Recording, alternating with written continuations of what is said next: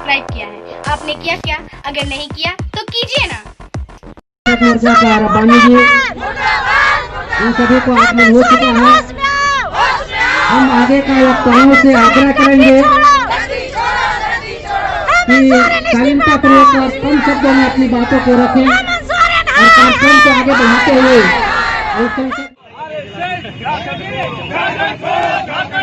आदिवासी मूलवास एकता जिंदाबाद जिंदाबाद जिंदाबाद। जो हमसे टकराएगा चूर चूर हो जाएगा, जो हमसे टकराएगा चूर चूर हो जाएगा।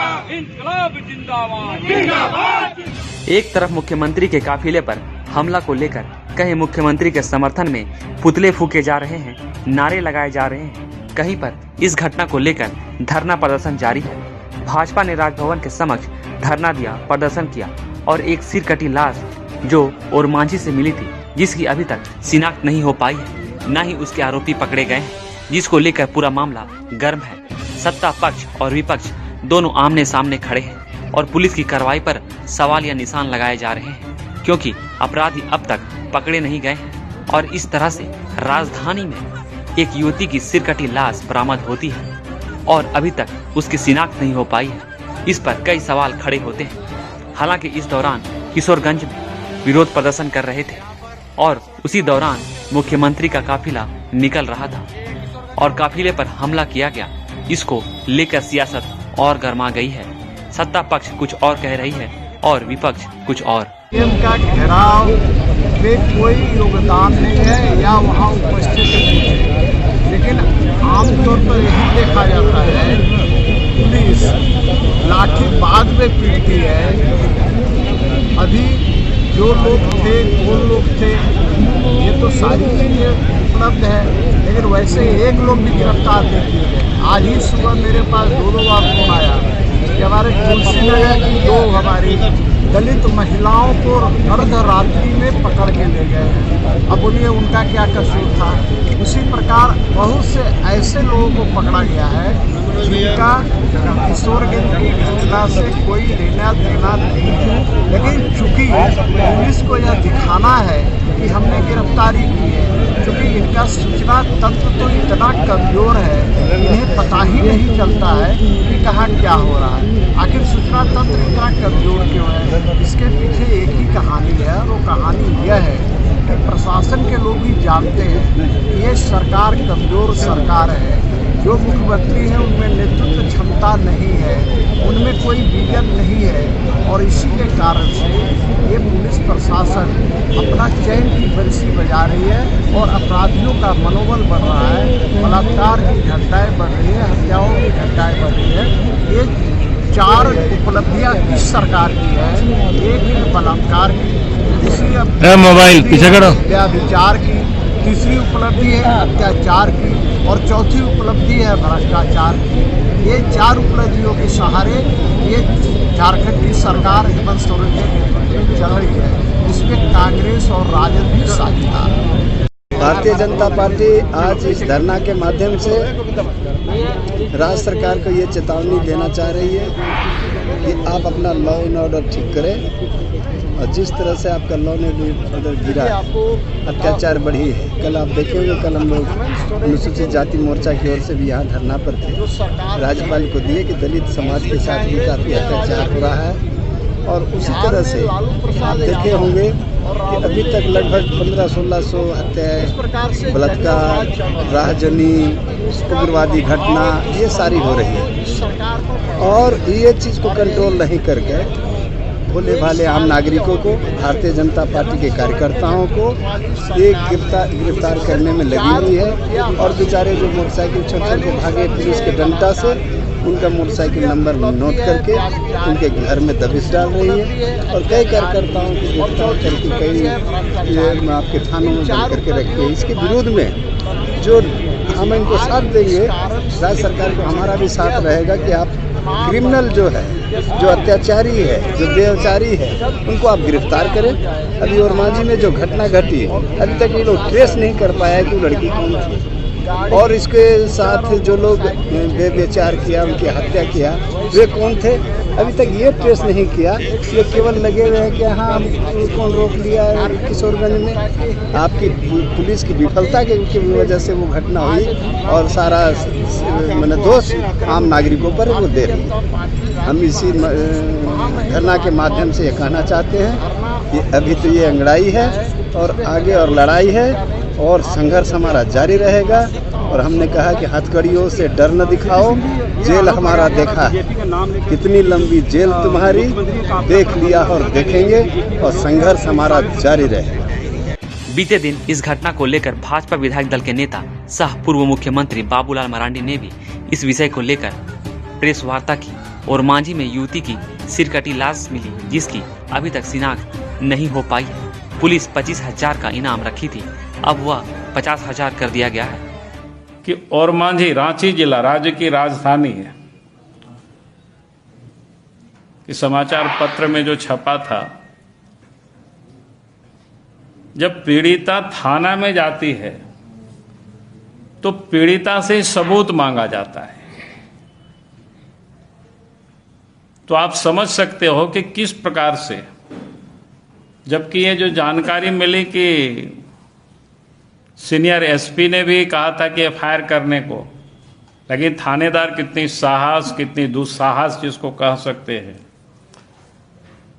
कि उल्टे पीड़िता से ही मांग रहे हैं, सबूत मांग रहे हैं कि तब एफआईआर करेंगे। फिर एक रांची की एक छात्रा के साथ जो महिला थाना में गई थी और एफआईआर ने वो दरखास्त करती है और फिर बाद में उन्हीं के ऊपर जांच शुरू कर देते हैं पुलिस। तो आप ये समझ सकते हो किस प्रकार से हालत राज्य में बिगड़ी है। और मांझी की जो घटना है, जो एकदम विभत्स जिसको कहते हैं, लोगों ने हमें फेसबुक पर जब उस बच्ची का तस्वीर भेजा जिसको मार करके फेंका गया और उनके सर को ही काट के ले गया, अभी तक पुलिस ने उसको ढूंढ नहीं पाई है। मैं ये कह सकता हूं कि शायद ये निर्भया घटना से भी ये बड़ी घटना है। मामला तूल पकड़ता जा रहा है। एक तरफ जो है कि हेमंत सोरेन के काफिले पर हमला को लेकर उच्च स्तरीय बैठकें हो रही है, एक टीम गठित की गई है, दोषियों की पहचान कर कार्रवाई की जाए कि कैसे इतनी बड़ी गलती हुई और कैसे पुलिस की चूक हुई है। इस चूक में कहीं न कहीं पुलिस कर्मियों की लापरवाही भी दिख रही है, जिन पर कार्रवाई होना निश्चित है। कहीं न कहीं सूचना तंत्र और तमाम व्यवस्था फेल थी। किशोरगंज चौक पर हंगामा हो रहा था जिसको रोका जा सकता था, जिस दरमियान लापरवाही हुई।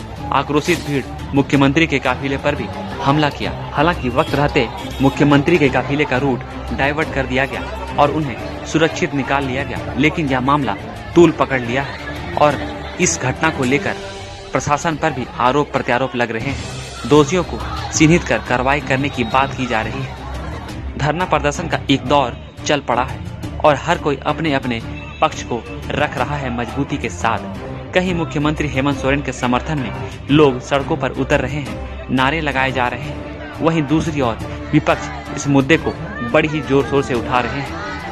झारखंड के मुख्यमंत्री हेमंत सोरेन जी अपने सचिवालय से आवास आ रहे थे तो उनको पत्थर से हमला किया गया। ऐसा पूरे हिंदुस्तान में कभी ऐसा देखने को नहीं मिला और हम यही प्रतीत करते हैं कि आदिवासी समाज का मुख्यमंत्री है, इसीलिए इस पर हमला किया जा रहा है, क्योंकि लोकतंत्र में लाठी गोली का कोई जगह नहीं है। और आरएसएस और बीजेपी का मंसूबा है कि यहाँ पर अराजकता पैदा हो, वोट का पोलराइजेशन हो, क्योंकि आदिवासी समाज उसको वोट दे नहीं रही है, इसीलिए वो बौखला गए। हम अपील करना चाहते हैं राज्य सरकार से कि अविलंब दोषियों को कार्रवाई की जाए और जहाँ रेप कांड हुआ है उसकी भी कार्रवाई की जाए। मैं ऐसा नहीं हो कि उन्हीं को की जाए, तो इसीलिए इसको एक सांकेतिक रूप से आज हम लोग पुतला दहन किए हैं, इसलिए कि ये समाजवादियों का राज है।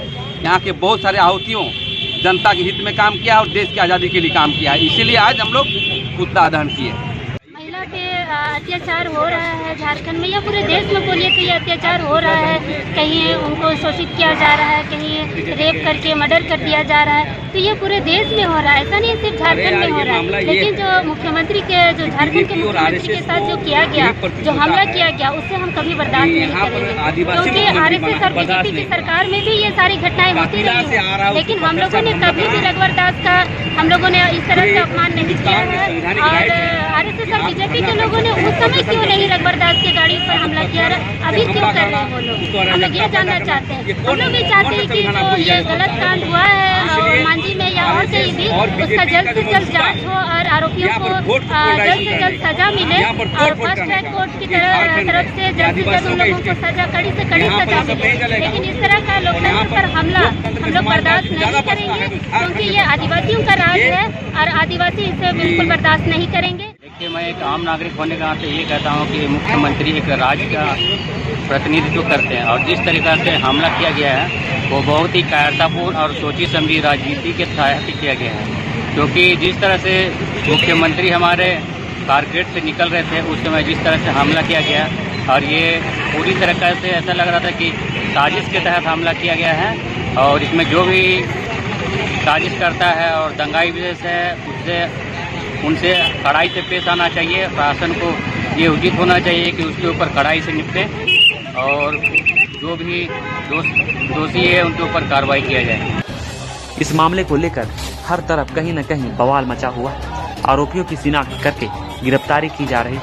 वहीं चुटिया से भी गिरफ्तारी हुई है, जिसको लेकर महिलाओं ने थाना का घेराव किया और विरोध जताया कि क्या हम लड़कियां इस राज्य में सेफ हैं?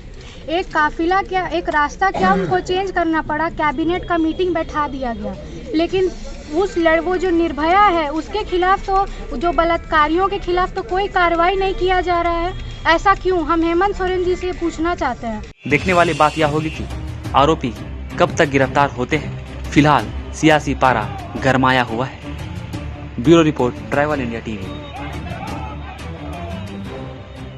सारे खबरों से अपडेट रहने के लिए आप हमारे फेसबुक पेज को लाइक और फॉलो करना ना भूलें। साथ ही साथ आप हमारे यूट्यूब चैनल को सब्सक्राइब करें और आप हमें इंस्टाग्राम पे फॉलो भी कर सकते हैं। और भी खबरों से अपडेट रहने के लिए आप विजिट करें www.trivalindiatv.com।